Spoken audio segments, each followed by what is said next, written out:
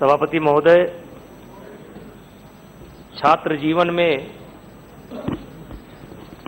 एक स्लोगन हम पढ़ते थे कि युवा शक्ति के बल पर ही जग की आजादी पलती है, इतिहास उधर ही चलता है जिस ओर जवानी चलती है।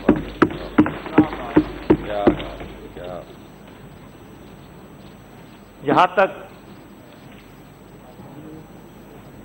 वर्तमान सरकार की बात है, हमारे पूर्व के खेल मंत्री भी यहाँ पर बैठे हैं, हमारे वर्तमान खेल मंत्री भी यहाँ पर बैठे हैं। लेकिन मैं प्रधानमंत्री जी के बारे में कहना चाहता हूं कि किसी ने कहा है कि जहां न जाए रवि, जहां सूरज की किरण न पहुंचे, वहां जाए कवि, वहां कवि का दिमाग जाता है और पत्रकार का दिमाग जाता है। और जिस क्षेत्र में किसी का दिमाग काम न करे, वहां नरेंद्र मोदी का दिमाग जाता है। और साहब, ये चिंतन से निकलता है। ये नई नई चीजें ऐसे नहीं निकलती है, चिंतन से निकलती है। और इसी चिंतन का परिणाम है ये खेलो इंडिया, इसी चिंतन का परिणाम है स्टार्टअप इंडिया, इसी चिंतन का परिणाम है स्किल इंडिया, इसी चिंतन का परिणाम है मेक इन इंडिया, और इसी चिंतन का परिणाम है योगा डे। और इसी चिंतन से जब चिंतन बढ़ता है तो बुद्ध पैदा होते हैं, जब चिंतन बढ़ता है तो विवेकानंद पैदा होते हैं, और जब चिंतन बढ़ता है तो गुरु गोविंद सिंह पैदा होते हैं, और चिंतन जब बढ़ता है तो कबीर पैदा होते हैं। और यही जब चिंतन बढ़ता है तो मन की बात जैसे कार्यक्रम पैदा होते हैं। यह ऐसे नहीं होता है, यह चिंतन से होता है। और मैं 2014 से,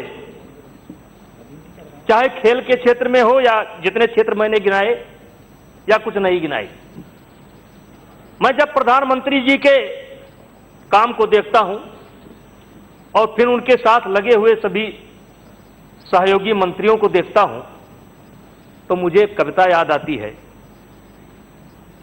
और जो कविता हमारे प्रधानमंत्री जी के जीवन के लिए फिट बैठती है कि दीप सा जला निरंतर जीवन भर। प्रधानमंत्री जी के लिए मेरी कविता है, दीप सा जला निरंतर जीवन भर, जलकर ढलकर जग का अंधियारा दूर किया, अंगारों पर बैठा मुस्काता रहा सदा, सब दर्द था भीतर ही भीतर चूर किया। किसी ने कहा है कि जाके पांव न फटी बेवाई, ताका जाने पीर पर आई, सब दर्द दाह भीतर ही भीतर चूर किया। पग पग पर मजबूरी जंजीर पिन्हाती थी, पर कभी मुसीबत के आगे सिर झुका नहीं। 100 बार पहाड़ पंथ पर आकर खड़े हुए, फिर भी तूफानी पग रुका नहीं। आंधियां घिरी घन मड़राए ओले बरसे, आंधियां घिरी घन मड़राए ओले बरसे। कोई शैतान कह रहा है, कोई मौत का सौदागर कह रहा है। आंधियां घिरी घन मड़राए ओले बरसे, कांटों ने दामन थाम इन्हें पथ पे रोका, अवरोध किया चट्टानों ने इनके गति का, 100 बार गरज कर सागर ने इनको टोका। जीवन का अंचल किंत नहीं छोड़ा कर से, खुद पर अजय विश्वास लिए मैं बढ़ा चला, और 100 बार विफलता की आंधी से टकराया, पर कभी पराजित न सुनाने चल सकता। मान्य, और मुझे वो दिन याद है, सन 1984 में इस पार्टी का मजाक उड़ाया गया था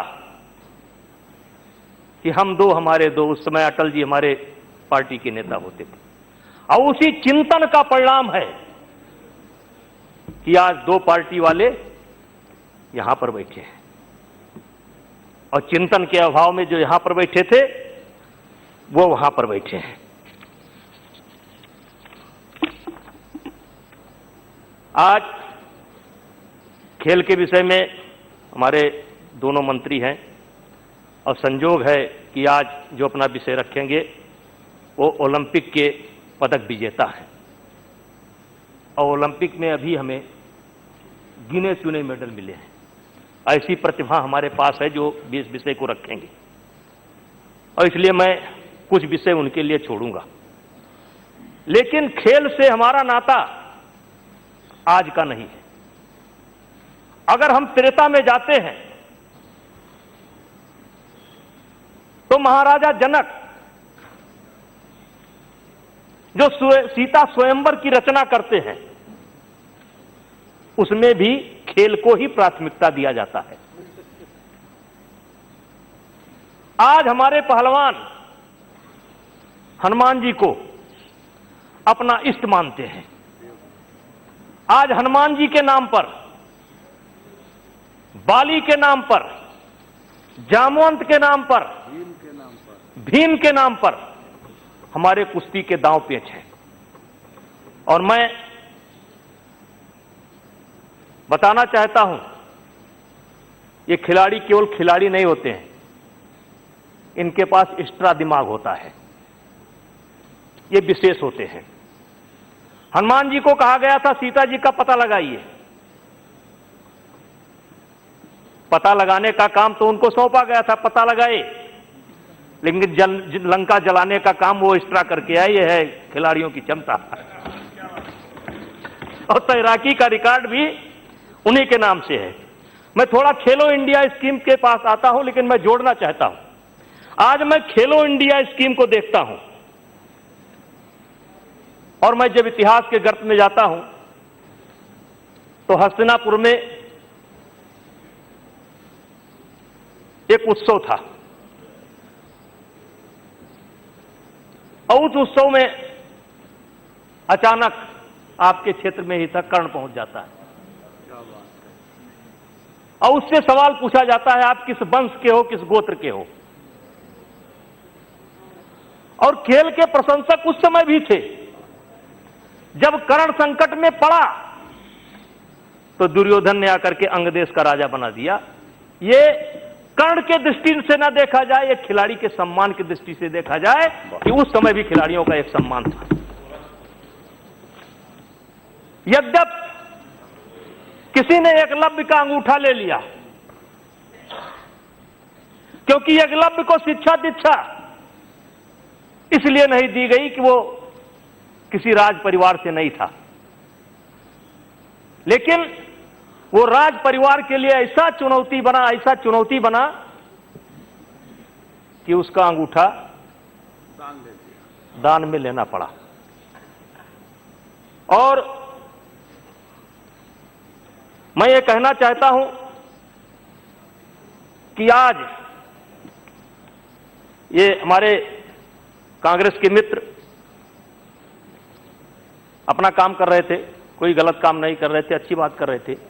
लेकिन मैं आपको बताना चाहता हूं कि आज दुनिया के खिलाड़ी तरसते हैं।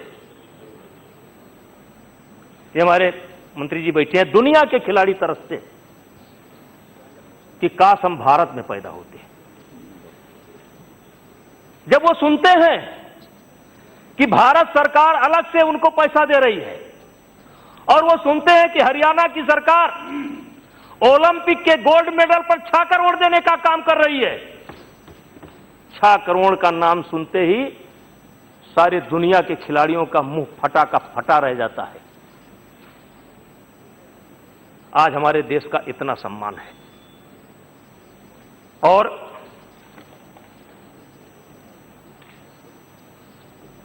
मैंने कहा कि मैं बहुत ज्यादा टेक्निकल विषय में नहीं जाऊंगा, पूरा ये लेकर के मैं बैठा हूं, ये सब मेरे पास पढ़ सकता हूं, लेकिन मैं अनुभव करता हूं ये परिवर्तन कैसे हुआ। 2010 में कॉमनवेल्थ का गेम हुआ था। ये दुर्भाग्य है हमारे देश का। किसी ने कहा कि लम्हों ने खता की थी, सदियों ने सजा पाई। 2010 में गलती करके वो लोग चले गए, लम्हों में फिर से बोलिए, लम्हों ने खता की थी, सदियों ने सजा पाई। और उसकी सजा आज कांग्रेस पार्टी पा रही है। कॉमनवेल्थ का जो घोटाला,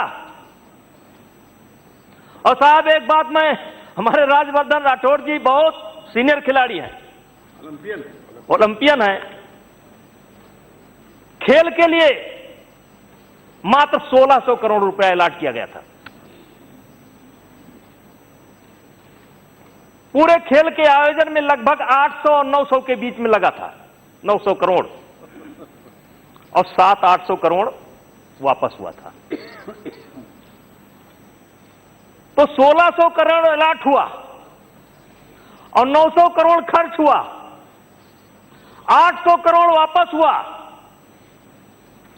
वो तो जेल में गए, और 1.5 लाख करोड़ खाने वाले आज भी टहल रहे हैं। श्रीमान जी आज भी टहल रहे हैं, इसी दिल्ली के अंदर टहल रहे हैं। छोटी छोटी मछलियां गई, बड़ी मछलियां नहीं गई। और जहां तक कॉमनवेल्थ का सवाल है, जिस समय कॉमनवेल्थ का गेम होने वाला था, उस समय खेल मंत्री ये बयान दे रहे थे कि हिंदुस्तान में कुछ शैतान इकट्ठा होने वाले हैं। वो खिलाड़ियों की संख्या शैतान से कर रहे थे, खिलाड़ी शैतान इकट्ठा होने वाले हैं। ये मौत का सौदागर और शैतान, ये आपकी परंपरा है, महंगा पड़ा। शैतान कह रहे थे, और जब इन्हीं के पार्टी के सांसद थे, इन्हीं के पार्टी के सांसद थे, जब एशियन गेम्स के लिए बिड हो रही थी और इसी कॉमनवेल्थ का जो हल्ला हुआ, मीडियाबाजी हुई पूरी दुनिया में, तो कॉमनवेल्थ हमको एशियन गेम्स नहीं मिला। तो उस समय के तत्काल मंत्री ने स्वागत किया था इस बात का कि हमको एशियन गेम्स नहीं मिला, इसका मैं स्वागत करता हूं। क्या बात करेंगे भाई साहब। और एक हमारे प्रधानमंत्री हर गेम के पहले, खेल मंत्री के नेतृत्व में, एशियन गेम्स के पहले, कॉमनवेल्थ के पहले, ओलंपिक के पहले, विदाई समारोह, पीठ थपथपाना, मनोबल थपथपाना, और यहां तक यह कहना कि टेंशन लेकर के मत खेलना, खेल को खेल के तरीके से खेलना, और लौट कर आने के बाद फिर खिलाड़ियों से मिलना। यह काम आप नहीं कर सके। आज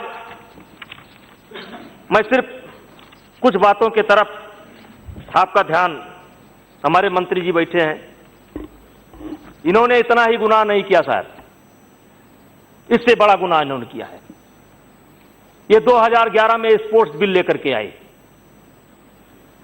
और जो स्पोर्ट्स बिल लेकर के आए, ये स्पोर्ट की भलाई के लिए लेकर के नहीं आए। सदन के सदस्य नहीं हैं आज, लेकिन हमारी पार्टी से जुड़े हैं। खेल में उनका एक रुतबा होता था, पहचान होता था, उनको रिटायर कैसे किया जाए ये ध्यान में रख करके आए, लाए। ये 3 टर्म क्या है? 3 टर्म, ये 3 टर्म ही अध्यक्ष होगा। क्या है 3 टर्म? अगर मान लीजिए 40 साल की उम्र में कोई अध्यक्ष बन जाता है, तो 52 साल की उम्र में वो रिटायर हो जाएगा। ये भाई क्या नियम है? ये क्यों लाए आप? ये किसकी भलाई के लिए लाए? हमारे ओलंपियन यहां पर बैठे हैं, मंत्री भी रहे, जानते हैं कि इंटरनेशनल फेडरेशन में जब तक आपकी जान पहचान नहीं होगी, जब तक आपका अस्तित्व नहीं होगा, तब तक आप मेडल, हम ये नहीं कह सकते कि नहीं ला सकते, लेकिन सहूलियत नहीं होती है। और एक टर्म कोई जीतता है, 2 टर्म जीतता है, जब तक उसकी जान पहचान बनती है, आप कहते हैं नमस्ते, अब आप नहीं लड़ सकते। तो मैं अपने पूर्व खेल मंत्री और वर्तमान खेल मंत्री दोनों से यह कहना चाहता हूं कि इस विषय पर हमें ध्यान देना चाहिए। ये हम अपने लिए नहीं कह रहे हैं, लेकिन मैंने अनुभव किया है कि आपकी जान पहचान इंटरनेशनल बॉडी में होनी चाहिए।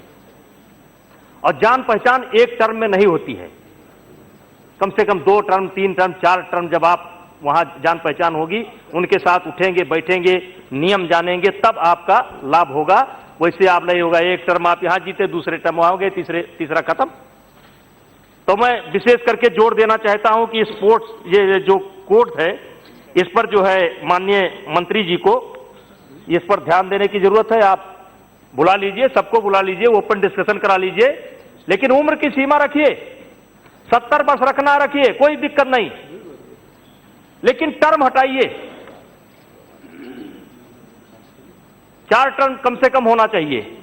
70 रखिए, उस पर किसी को आपत्ति नहीं है, 70 रखिए या 75 रखिए, किसी को आपत्ति नहीं है। हाँ, लेकिन इस पर जो है नहीं, ये पास ही नहीं हुआ, ऐसे चल रहा है, ये पास नहीं हुआ, ऐसे चल रहा है, लागू है, पास नहीं हुआ है, लागू है, और ये ऐसे चल रहा है, मनमानी चल रही है। तो मैं यही निवेदन करना चाहता हूं। और आज जो है वो वास्तव में ये विषय, ये सब विषय मेरे पास है, लेकिन मेरी बहुत इच्छा है कि इस विषय को हमारे पूर्व मंत्री और हमारे ओलंपियन रहे, ये सारे विषय जो खेलो इंडिया के हैं या ओलंपिक में जो हमारी स्थिति है, इसको हम चाहते हैं आप रखें। लेकिन एक चीज और कहना चाहता हूं, ये खेलो इंडिया, इसका परिणाम इतना अच्छा आने वाला है, इतना अच्छा आने वाला है कि हमसे, जैसे जो सरकार की ओपिनियन है कि हमको 25 पदक चाहिए, अभी उन्होंने किया है, शायद भारत के अंदर इतनी क्षमता है। और मैं फिर पार्टी के नाते नहीं कह रहा हूं कि जो सुविधा भारत की सरकार, साई मंत्रालय, देश, कारपोरेट्स, घराने मिल करके दे रहे हैं, ये दुनिया के किसी भी देश में ये खिलाड़ियों को ये सुविधा आज के तारीख में नहीं है। कई देश के खिलाड़ी हैं जो अपनी ड्यूटी करते हैं, जैसे पार्लियामेंट 6 बजे तक चलती है, या वो कहीं अगर जॉब करते हैं, नौकरी करते हैं, चलिए, मैं जो ड्यूटी करते हैं, मान लीजिए वो कहीं कर्मचारी हैं, तो अपनी ड्यूटी के बाद खेल की गतिविधियों में भाग लेते हैं। लेकिन भारत में हम उनको हर तरीके की सुविधा देते हैं। और जो ये विश्वविद्यालय आया है, इसके भी बड़े अच्छे परिणाम आने वाले हैं। एक बात और मैं दोनों अपने पूर्व और वर्तमान मंत्रियों से कहना चाहता हूं, हम विदेशों से कोच लाते हैं बहुत बड़ी संख्या में, हर खिलाड़ी विदेशी कोच की डिमांड करता है, हम लाते भी हैं, उसमें हमारा बहुत अधिक पैसा जाता है। हमें ये जो विश्वविद्यालय खुल रहा है, हमें अपने जो ये कोचों की ट्रेनिंग है NIS पटियाला में जो होती है, उसमें कोर्स के पढ़ाई के समय जब हम कोचों को पढ़ाते हैं, तो उस समय कंपलसरी रूप से विदेशी कोचों को ला करके कम से कम 2 सत्र 3 सत्र, अगर हम कोचों को ठीक कर लेंगे, अपने कोचों को ठीक कर लेंगे, तो हमको बाहर से मंगाने की जरूरत नहीं है। और हमारे मंत्री जी गवाह है, हमारे मंत्री जी गवाह है, एशियन गेम्स में हम लोग बैठे थे, दोनों आदमी साथ बैठे थे, कबड्डी का टूर्नामेंट चल रहा था, और मुझे फक्र हुआ, हमको और माननीय मंत्री जी को फक्र हुआ, राजवर्धन राठौड़ जी को, कि हमारे कोच, विशेष करके कबड्डी से हमारे कोच गए हैं, और ईरान की टीम गोल्ड मेडल हम ही को हरा करके लेकर के गई है, हमारे कोच हैं। तो आज हमें अपने कोचिंग को जिस दिन हम ठीक कर लेंगे, खेल को ठीक कर लेंगे, और हमारा सबसे ज्यादा पैसा जा रहा है तो कोचिंग के लिए जा रहा है। तो मैं ज्यादा ना बोलते हुए कुश्ती वाला थोड़ा बताइए। मैं यही आश्वासन देना चाहता हूं कि जो पिछला मेडल था हमारा, पिछला जो मेडल था, वो संख्या, जैसे 2 मेडल हमारा था, वो संख्या अकेले हम कुश्ती पूरा कर देगा, उससे ज्यादा लेकर के हम आएंगे। और मुझे सरकार से और ये सुनिए, सरकार के अलावा इस देश के लोग, उद्योगपति बहुत समर्थन कर रहे हैं साहब। ये सुविधा दुनिया के किसी देश को नहीं है। दोनों आदमी का स्वास्थ्य अच्छा है, उसके बाद नहीं, बिल्कुल स्वास्थ्य अच्छा है, ये हमको ये स्वास्थ्य आपके जिम में, और मंत्री जी वो भी आपके जिम में, ये देखिए तीनों आपके जिम में। कॉन्स्टिट्यूशन हाँ, Yes, हाँ, please. कॉन्स्टिट्यूशनल क्लब में। प्लीज ब्रजभूषण। मैं इस बिल का समर्थन करते हुए मैं स्पोर्ट्स कोड पर आपका ध्यान चाहता हूं कि इस पर जो है फिर से विचार करना चाहिए और ओलंपिक में हमारे पदक की संख्या इसलिए भी बढ़ने वाली है कि पहले हमारे देश के खिलाड़ी ये सोचते थे कि मैं इंटरनेशनल हो जाऊं, मैं अंतर्राष्ट्रीय खिलाड़ी कहा जाऊं। लेकिन आज मोदी जी की सरकार आने के बाद एक परिवर्तन आया है कि गांव में बैठा हुआ एक एक खिलाड़ी, आप किसी से पूछिए, आपके दिल्ली में कई अखाड़े हैं, प्रेमनाथ का अखाड़ा है, छत्रसाल है, गुरु हनुमान है, आप कहीं चले जाइए तो आज के तारीख में खिलाड़ी ये बात करता है कि मुझे ओलंपिक से पदक लाना है। ये सोच में परिवर्तन हुआ है, ये सोच में परिवर्तन हुआ है। हर खिलाड़ी आज ओलंपिक के पदक को देख करके, और ये प्रेरणा पैदा किया है, हमारे राजवर्धन राठौड़ से प्रेरणा मिली है, सुशील से प्रेरणा मिली है, साक्षी मलिक से प्रेरणा मिली है, योगेश्वर दत्त से प्रेरणा मिली है। और इन लोगों को, और मैं आज ये हमारे बगल में बैठे हैं, भारत सरकार ने खेल मंत्री बनाने का काम किया राजवर्धन राठौड़ को, तो हम समझते हैं इसमें भी खेल का बहुत बड़ा हाथ है। इसमें भी इनके ऊपर अगर निगाह गई तो इसमें भी खेल का बहुत बड़ा हाथ है, और खेल के कारण ही इनकी पहचान बनी है। ज्यादा समय न लेते हुए मैं इस बिल का समर्थन करता हूं।